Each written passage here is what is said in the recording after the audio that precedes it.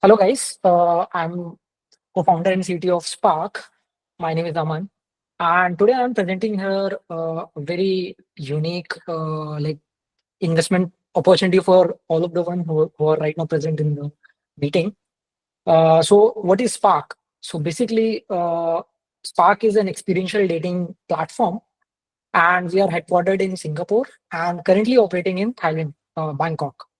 So, what is the problem statement which we are trying to solve through Spark? So if you compare Spark with any other big dating apps like Tinders of the world or Bumbles of the world, the one data which speaks louder is like only 3% men gets matches or like get matched with women's on those platforms, and that 3% get translated into some sort of like relationship or serious relationship. But the still is like the problem is the most men are invisible to the crowd. And because these apps are more focused on youth centric and swipe driven apps, there you are judged by just the photos and the six packs or the whatever the features you have as a like men, you hardly get any matches. So these platforms don't prioritize your character or success over looks, due to which you don't get any matches. And luckily, if you are lucky enough to get matches, then there are like endless chats which doesn't really turn into real life connections, right? So that which leaves men frustrated and disheartened. And another issue is recently you might have heard a lot of news is about men's being catfished in India as well through Tinder. Like there are certain scenarios where these bars and pubs they hire girls to go on Tinder and then bring the guys on date to their pubs and they bill them insane amount of like billing, right? So these are the issues. Uh, these are just for the men centric. There are like multiple issues for the women centric as well. uh, so these are the primary like few pain points which we discovered while doing the research, and my co-founder Sunny, he's the one who brought up this idea and I joined him later at the stage after a few months later. So let's talk about what is the value proposition we are trying to bring upon with Spark. So the first thing is, as a solution, which I can say is we are facilitating real life experiences. So we are not just letting you or trying to make user to just get stuck in just chat windows and never match them so that they keep coming to our app and then they keep paying us. That's how the whole business works. The whole dating industry runs on that model only. They like last year, Bumble and Tinder, they both did around 1 billion of revenue just from these kinds of tricks and these kinds of models. So we are not just going to copycat that. We are not Bumble and Tinder. First, the second thing is the safety and authenticity is a very big issue on these platforms. Anyone can sign up any profile and just go live and just start chatting and matching. That's not what Spark offers. At Spark, we provide or we give access to those only who have complied with our certain standards. So let's say if you sign up on Spark, you can sign up, but your profile won't be live until you do certain like verifications required to for your profile to go live. So these are the few safety checks we do have in the place before we make your profile live. Another thing is once you are on the platform live, then the biggest issue is we don't want you to get stuck in the chat windows and go nowhere. So what we do is we have certain data points from every user, and we pick some experiences curated from their interest and suggest the users, hey, I think Nina might like this. We think Nina might like this experience. You might go out with her and send a date invite to her. So then you just send a date invite, and that date is curated by us. If Nina accepts that date invite, then you guys can go and have an experience together, and then have a meaningful like conversations rather than being stuck in the like chat window. So that's what the value proposition for any user who comes on this path. And in terms of the market size, if we talk about the Asia specific dating app sales revenue for 2024 was around 1.9 billion, and which is like the majority is like Tinder and Bumble, uh, like more than like 40 to 50% of the like market share. So you can see like the market specific like projections for. So right now we are operating in Thailand, Bangkok, and soon we'll be launching in Singapore, and then later on Japan, Korea. So right now we are very much focused on these market, the Southeast Asian ASEAN market, for this kind of product, where people have so much of disposable income, but they are so lonely and they don't have any platform to go on and just like curate a experience and have experience with someone, right? So that's what we are trying to solve. So what is the underlying magic for Spark to like happen? So the first thing is curated experience based dating. So this is not a regular dating app, it's an experiential dating app. So whatever you do, you connect on a like common interest based experiences. We connect users on that experiences based. And another thing is our commitment to safety and privacy. So at Spark, we keep safety and privacy first over anything. And the reason of that is in initial time, we had around 1400 plus users waitlisted on our app. Until now, we are only able to convert those 1400 out of is like 400 people verified on our app. If we wanted, we could have like enabled everyone's profile and we could have like tapped into massive growth flywheel, but we didn't do it because we have certain strict measures. And if no people are not following that, we don't make their profile live. So let's talk about the business model. Unlike any other dating apps, we do have premium subscriptions to access the like premium features, which starts from 25 USD a month. And another thing is we do have like experiences which are curated by us through partner APIs and partner channels, on which we have around 10 to 15% booking like margin. And also we have a flat 5% booking fee charged on all bookings. Apart from that, we do have events. We do like organize mixer events, exclusive events for which we sell tickets, which is a very relatively smaller chunk of our business model. But yeah, so these are the three avenues from which Spark makes money. Let's jump onto the go-to-market plan. So primarily when we started Spark, initially we didn't build the app straight away.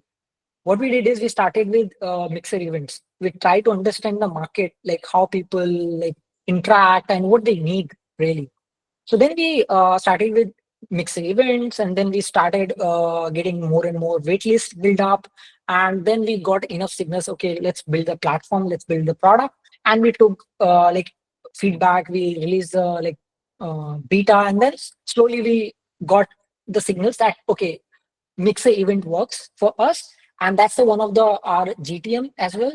So we are still doing the mixer events as our GTM, in which we bring in new people through various platforms, online platforms, and we like somehow like introduce the spark to them, right? Another GTM is our social media. We are going bullish on social media as well, creating content, using the content as our marketing tool, leading our entire marketing through content. Then we are also focusing on influencer marketing at the moment. And the last, which we might be tapping into soon, is performance marketing. So overall idea is to like creating an organic buzz and amplifying it by strategic and data driven acquisition. So that is the part of our GTM strategy. So let's talk about the competitive analysis. So if you see in this like scale, there is like high commitment, and the another axis is casual dating versus experience. So if you see Tinder and Ashley Edition, and these are apps which are primarily dominated for just one thing, is like hookups. People use these apps for hookups. And if you go from left to right, these are the app like Bumbles and all these apps. They are more into like, okay, you want a serious relationship, but still, it's so much crowded that you don't get even like get noticed. And if you go further, like right, then you have these travel apps which somehow try to like match you, or like like travelers dating site. So we are in the middle where the spark happens. We are just combining seamlessly the travel experiences with the dating experiences. So let's talk about the financial projections. So let alone if we just tap into just experiences and combine with our like the subscription volumes, we can like we are aiming to reach like around 200 million ARR by 2030. And you will ask me why such slow growth? Because we are operating in a very lean manner. We are just a team of 4 people, and we believe in like building sustainably rather than just going all in crazy growth. So that is the like final projections look like. So this is the Spark team. So Spark is founded by Sunny Khurana. He's a like serial entrepreneur based in New Zealand, and he has founded multiple businesses. And the reason why I joined him, I joined Spark just 8 months ago, and the reason why I joined him is he has like made his life. He is like financially independent, and he has everything. And at the age of 50, I've never seen someone aspiring for such kind of like craziness or some like sort of enthusiasm he contained. I've never seen in anyone. So that's something which drawn me into Spark world, and then I started learning more about Spark. Previous to Spark, I have built multiple businesses. I've built like food tech. I've built like travel tech. I've built fintech products. So I've been into this startup ecosystem 0 to 1. I've done almost 6 to 7 times. So that has been my like straight out of college. I've been just building startups. And last startup which I built was Genie. It was a like ride hailing service on a zero commission model, which nowadays is very popular. Namayatri and Rapido, everyone is doing it. I tried to do that, got into massive debt. Then I have to go back and just figure out some another opportunity. And luckily, I found Spark, and I started working with them. And I joined Spark as a head of product, and then I got further promoted to head of product and engineering, and then I got promoted to CTO and co-founder recently. So another person in our team is James Bradley. So he's from Australia, and he also has he's the COO, Chief Operating Officer, and he also has experience in mining and coal industry, and he has managed more than like thousands of people in the coal industry. And the best part of our team is we do have very good rock stars and veterans from the industry. In our board, we have Bill Alina. So he has been the ex CRO of Meet Group. If you know, Meet Group is the one of the biggest dating companies out of the world. And he has also been an ex CRO of Social Discovery Group, another big dating group which owns a lot of dating apps. And he has more than like 2 decades of experience in building dating apps. He is on our board. Then there is Gagan Singh. So he is a ex CFO of Delivery, and right now he is building Wows Global, which is a platform which connect startups with various financial services. And he is also on our board. He has raised for Delivery more than like $400 million as a group CFO. Then we have Michael. He is a CEO of Etigo. Etigo is also one of our partners as well, and he's also been an ex-CEO of Digicel. So combined, if you see, our team has diverse like experience in terms of building this product, and I have a good faith in the current team, and we believe that we can crack this market very easily. So let's talk about the traction. So far, in May 2024, we started our like events, and we built up the 1K plus waitlist profiles.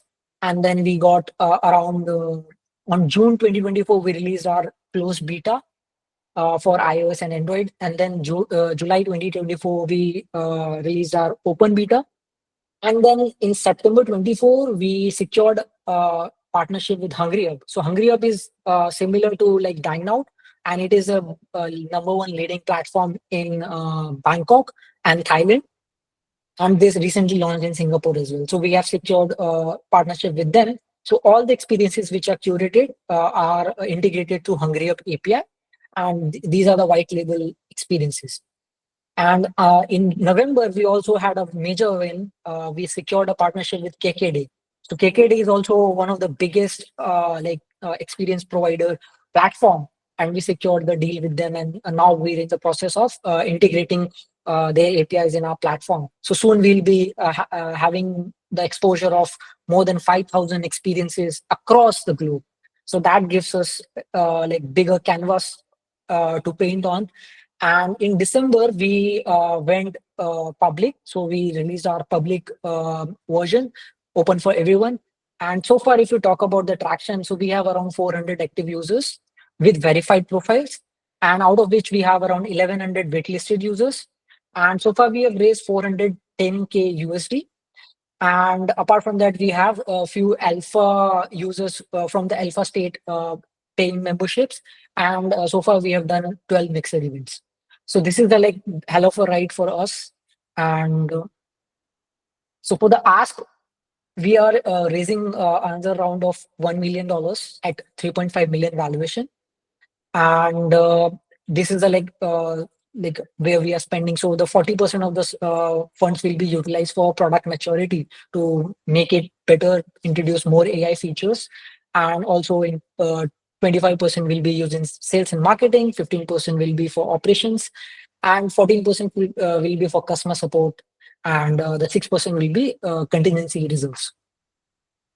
So I would love to have you guys join us in revolutionizing the experiential dating. And you guys can scan the QR if you want, and you